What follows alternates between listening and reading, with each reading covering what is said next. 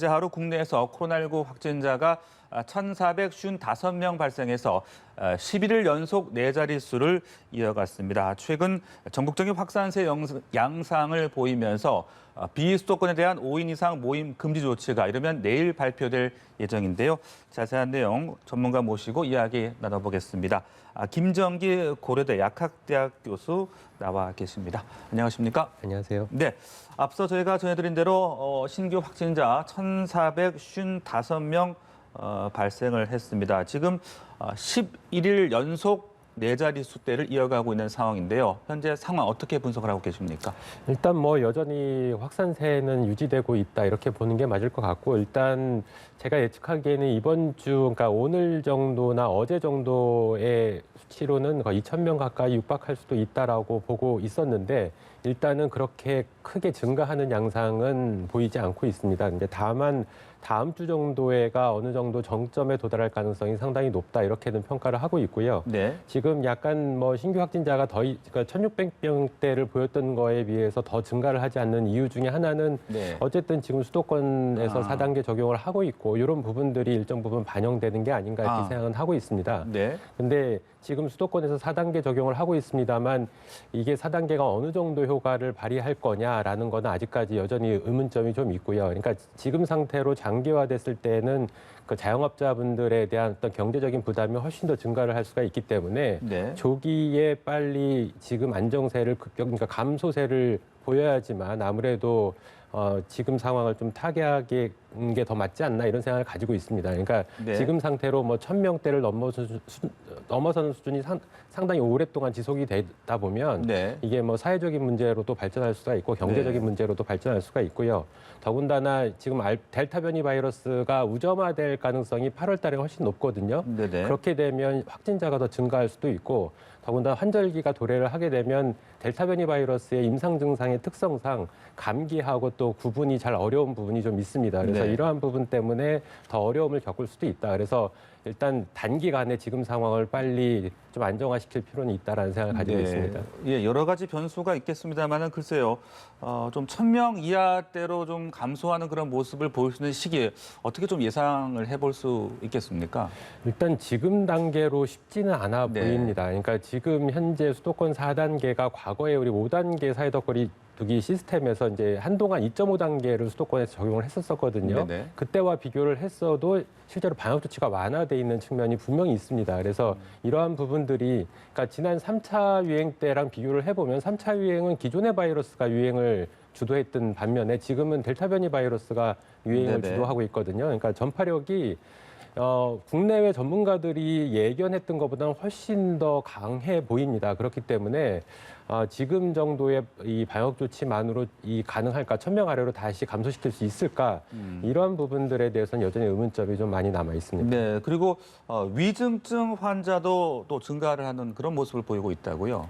네, 지금 뭐 오늘 발표된 거로는 현재 그 격리 치료를 받고 계신 분이 한 16,000여 명 정도 되고, 그중에 위중증 사례가 한 185명, 그래서 한 1.12% 정도를 보이고 있거든요. 네네. 그래서 지금 뭐 델타 변이 바이러스 같은 경우에는 위중증 사례가 특히나 우리나라에서 백신 접종이 진행이 되면서 고연령층에 대해서 감염이 이제 빈도가 낮다 보니까 위중증 네네. 사례가 줄어들었었거든요. 근데 이 신규 확진자가 늘어나면서 이게 위중증 사례도 분명 젊은 층에서도 분명히 위중증으로 가는 사례들이 나오게 됩니다. 그래서 네. 이러한 부분들이 환자가 급증하게 되면 마찬가지로 의료 시스템이 적절하게 초기 대응을 못하게 되면 위중증 사례가 분명히 발생을 한다. 이렇게 보시는 게 맞을 것 네, 같습니다. 알겠습니다. 자, 그리고 또 좀 저희가 주목해서 보고 있는 것이 바로 이 청해부대에서 이 코로나 지금 상황 아니겠습니까? 한 명의 추가 양성 판정을 받으면서 이제 7명으로 늘었고요. 지금 승조원 전원에 대한 전수 검사가 진행을 하고 있는데 아직 검사 결과가 나오지 않고 있어요. 이렇게 결과가 좀 늦게 나오는 이유는 현지 여건 때문입니까? 어떤 이유에서입니까? 당초 예상으로는 오늘 새벽쯤에는 결과 나올 걸로 예상을 했는데 네. 지금 계속 늦어지고 있거든요. 아무래도 현지 여건상 그렇지 않을까라는 생각을 가지고 있습니다. 그러니까 국내에서 만약에 진행을 했으면 결과가 벌써 나왔을 텐데 지금 네네. 현지 여건 여러 가지 의료 시스템이나 이런 부분들 때문에 아무래도 지연되고 있지 않나 이런 생각을 가지고 있습니다. 네. 자, 그런데 그 유증상자가 80여 명에 달한다고 합니다. 그리고 이 전원이 백신 미접종 상태이기 때문에 자칫 이 확진자 수가 많이 느는 것은 아니냐 이런 부분들도 지금 걱정이 되고 있거든요. 어떻게 보십니까? 일단 지금 그 감염을 일으킨 바이러스가 어떤 바이러스냐에 따라서 또 다를 거라고 보고 네. 있는데 일단 해외에서 감염이 진행된 걸로 봐서는 델타 변이 바이러스일 가능성이 상당히 높지 않나 이런 생각을 개인적으로 하고 있거든요. 예. 그럴 경우에는 거의 승조원 지금 300여 명으로 알려져 있는데 이분들 거의 대부분이 감염됐을 가능성이 높다 이렇게 개인적으로 판단을 하고 있습니다. 네, 그렇다면 확진자가 좀 많이 늘 수 있는 그런 부분도 대비를 해야 된다 이제 이렇게 봐야겠군요. 그렇죠. 더군다나 델타 변이 바이러스가 아니더라도 기존의 기존의 코로나19 바이러스라고 하더라도 지금 처음 증상을 보였던 분 이후에 한 8일에서 10일 이후에나 본격적으로 인지를 하기 시작했거든요. 네. 그 사이에 접촉 기간이 상당히 길었습니다. 더군다나 이 구남이라고 하는 배라고 하는 특수성 때문에 거의 밀집된 환경이다 보니까 이 감염이 크게 증가를 했을 거다. 그래서 어떤 여건이든 간에 거의 대부분이 감염됐을 가능성이 상당히 높다. 이렇게 판단을 네. 하고 있습니다.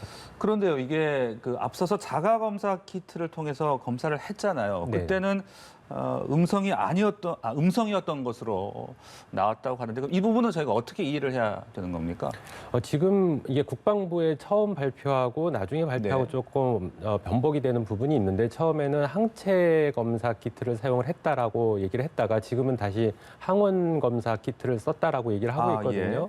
근데 항체 검사 키트 같은 경우에는 보통 우리가 쓸 때 바이러스에 감염된 이력이 있는지를 확인하기 위해서, 그러니까 체내에 항체가 있는지를 검사할 때 쓰는 목적으로 사용을 합니다. 그러니까 네. 이 부분은 어떻게 보면 우리가 흔히 쓰고 있는 간이 검사 키트하고는 다른 개념이고요.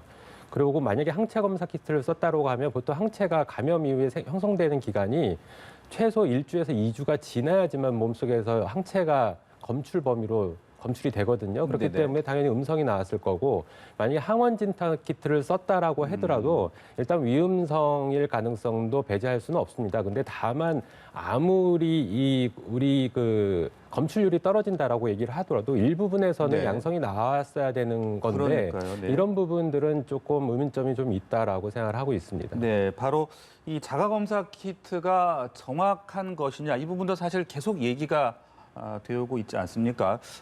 그 부분에 대해서는 어떤 생각 갖고 계세요?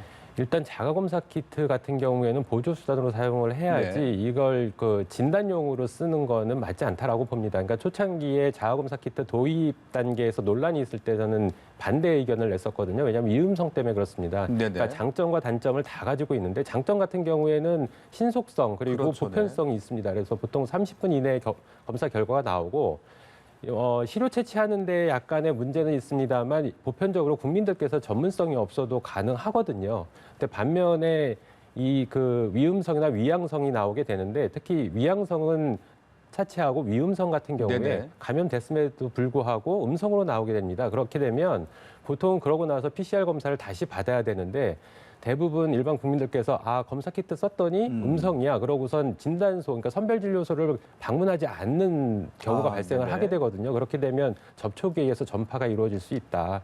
이렇게 보시는 게 맞을 것 같고 일단 지금 그 검출률 같은 경우에도 제조사에서 발표한 부분하고 실제로 서울대병원이나 아니면 진단검사의학회에서 발표한 그 수치가 서로 다르기 때문에 이 부분은 식약처 쪽에서 조금 검증이 필요하지 않나 이런 생각을 가지고 있습니다. 알겠습니다. 자, 그 또 국내로 이송되기 전까지에는 이제 현지에서 치료라든지 어떤 대응책들이 나와야 될 텐데 어떤 대응책들이 좀 필요할 거라고 생각을 하십니까? 일단 가장 중요한 거는 이제 위중증으로 발전을 하는 그런 사례들을 빨리 차단을 해야 된다라고 생각을 하고요. 일단 네. 장병들께서 젊기 때문에 보통 젊은 층에서는 위중증으로 발전한 사례가 그렇게 드물기는 합니다. 근데 그럼에도 불구하고 폐렴이 악화되면서 심각한 경우를 초래할 수도 있거든요. 그래서 이에 대한 어떤 의료진이 빨리 투입이 돼서 이 부분에 대한 어떤 치료라든가 대응이 필요하지 않나 이렇게 생각을 하고요. 가능하면 지금 정부에서 추진하고 있는 것처럼 전원 국내로 이송을 해서 적절하게 치료를 빨리 받는 게 가장 필요하지 않을까 이렇게 생각을 하고 있습니다. 네, 알겠습니다. 국내 상황도 보다 자세하게 좀 더 짚어보도록 하죠. 지금 비수도권의 또 확산세가 늘고 있다는 점을 우리가 좀 주목을 해봐야 될 것 같고 상황이 이렇게 자, 이제 비수도권에 대해서도 사적 모임을 5인으로 제한하겠다 이런 방안들이 나오고 있습니다. 이 방안들은 적절하다고 보십니까? 일단 지금 보면 수도권에서 주로 한동안 델타 변이 바이러스가 유행을 하면서 85% 전후의 그 확진 비율을 보였거든요. 네. 그랬다가 최근에는 오히려 비수도권에서, 그러니까 비수도권에서 한 15%에서 한 지금은 25%까지 올라섰습니다. 그렇습니다. 그러니까 네. 그 얘기는 크게 확산이 진행되고 있다. 특히 대표적으로 부산이나 대전이나 제주 쪽에서 많이 확산이 네네. 진행이 되고 있는데 이 부분이 휴가철하고 맞물리게 되면서 더 크게 확산할 가능성이 상당히 높다 이렇게 판단을 하고 있고요. 그래서 지금은 뭐 단계를 높이는 것도 하나의 방법이지만 일단은 지금 사적 모임 인원을 보다 제한하는 것도 하나의 방편이긴 하겠다라는 생각을 가지고 있습니다. 네. 방금 또 언급을 하셨지만 특히 휴가철이다 보니까 또 제주에 또 많은 관광객들이 몰릴 것으로 예상이 되고 있습니다. 제주 지역에서의 어떤 대책, 어떤 것들이 필요하다고 보십니까? 일단 지금 뭐 부산하고 제주 같은 경우에는 3단계 적용을 하기로 했고요. 그리고 특히 제주도 같은 경우에 유흥업소에 대한 영업금지 조치를 내렸거든요. 일단 이 부분만으로는 제주도에서의 확산을 원천적으로 막기는 어렵지 않겠느냐라는 생각을 가지고 있습니다. 그렇다고 해서 네네. 4단계 적용까지는 좀 경제적인 여건 때문에 꺼려하고 있는 부분이 있는 것 같고요. 일단 최선을 다해서 차단을 하는 방법이 맞는데 충분히 그러니까 다양한 어떤 음식점이라든가 관광지가 있기 때문에 충분한 거리두기나 방역 관리가 철저히 필요하지 않겠나 이런 생각을 가지고 있고 제주 쪽에서는 이 방역에 대응할 수 있는 인원을 빨리 더 확충을 하는 게 현실적으로 맞지 않나. 그러니까 작년부터 해외에 대한 어떤 여행이 규제가 되면서 대부분 제주도 쪽으로 많이 몰리게 되거든요. 그래서 네. 이러한 부분에 대한 철저한 관리는 필요하다 이렇게 판단을 하고 네, 있습니다. 알겠습니다. 지금까지 코로나19 관련 내용들 김정기 고려대 약학대학 교수와 함께 자세하게 말씀 나눴습니다. 고맙습니다. 감사합니다.